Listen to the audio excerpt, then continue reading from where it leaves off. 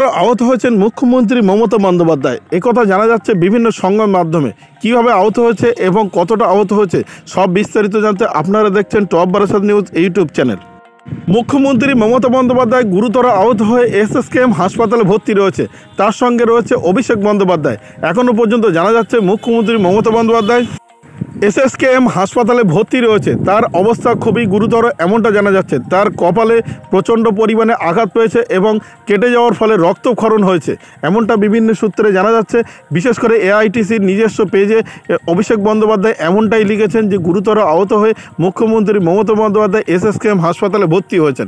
সেই সঙ্গে আমরা জানতে পারছি বিভিন্ন সংবাদ মাধ্যম সূত্রে যে মুখ্যমন্ত্রী মমতা বন্দ্যোপাধ্যায় একটি অনুষ্ঠান থেকে ফেরার পথে গাড়িতে জোরে ব্রেক কষায় মুখ্যমন্ত্রী মমতা বন্দ্যোপাধ্যায়ের কপালে আঘাত লাগে এবং আঘাত লাগার ফলে কপালে কেটে যায়। আর কেটে যাওয়ার ফলে মুখ্যমন্ত্রী মমতা বন্দ্যোপাধ্যায়ের প্রচণ্ড পরিমাণে লাগে কপালে। আর এই লাগার ফলেই কেটে যায় মুখ্যমন্ত্রী মমতা বন্দ্যোপাধ্যায়ের কপাল। আর এই কপাল কেটে যাওয়ার ফলে প্রচণ্ড পরিমাণে রক্তক্ষরণ হয়েছে। আর তার ফলেই তাকে এসএসকেএম হাসপাতালে ভর্তি করা হয়েছে। এখনও পর্যন্ত তিনি এসএসকেএম হাসপাতালে ভর্তি রয়েছেন বিভিন্ন সূত্রে জানা যাচ্ছে। মমতা বন্দ্যোপাধ্যায়ের সঙ্গে রয়েছেন অভিষেক বন্দ্যোপাধ্যায়।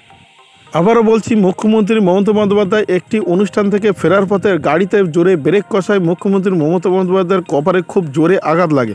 আর আঘাত লাগার ফলে কপাল কেটে যায়। আর কেটে যাওয়ার ফলে প্রচণ্ড পরিমাণে রক্তক্ষরণ হয়েছে। আর সেই দেখেই অভিষেক বন্দ্যোপাধ্যায় মুখ্যমন্ত্রী মমতা বন্দ্যোপাধ্যায়কে নিয়ে এসএসকেএম হাসপাতালে ভর্তি করেন। এখনও পর্যন্ত তিনি সেখানেই রয়েছেন বলেই সূত্রের খবর। আবারও বলছি, মুখ্যমন্ত্রী মমতা বন্দ্যোপাধ্যায় গুরুতর অসুস্থ হয়ে এসএসকেএম হাসপাতালে ভর্তি রয়েছে। এখনও পর্যন্ত তিনি এসএসকেএম হাসপাতালেই ভর্তি রয়েছেন। গুরুতর অসুস্থ হয়ে প্রচণ্ড পরিমাণে কপালে আঘাত লাগায় রক্তক্ষরণ হয়। তিনি এসএসকেএম হাসপাতালে ভর্তি রয়েছে। তার সঙ্গে রয়েছেন অভিষেক বন্দ্যোপাধ্যায়।